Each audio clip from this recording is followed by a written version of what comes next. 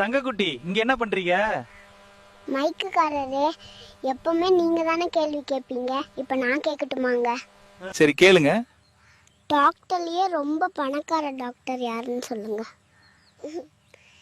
எங்களுக்கு நீங்களே சொல்லுங்கப்பா. பல் டாக்டர் தானே. அவர் தான் எல்லாருடைய சொத்தையும் புடுங்குறாங்கங்க. இப்பதான் ஆவுனா ஹாஸ்பிட்டலுக்கு போறாங்க. ஆனா நம்ம முன்னோர்களுக்கு உணவே மருந்தா இருந்துச்சுங்க. எப்படிங்க சொல்றீங்க? இங்க பாருங்க, இந்த நெல்லிக்காய் நம்மள என்னைக்கு 16 வயசாவே வச்சிருக்குங்க.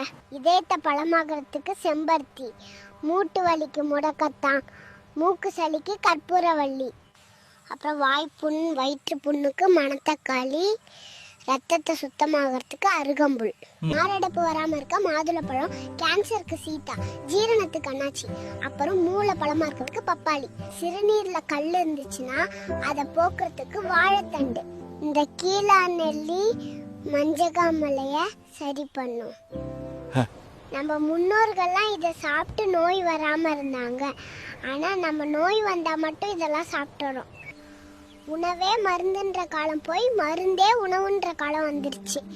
காலை மதியம் இரவு இப்படி 3 வேளையும் மாத்திரை எடுத்துக்கிறோம். இப்படிதான் பல பேரோட வாழ்க்கை போய்கிட்டு இருக்கு.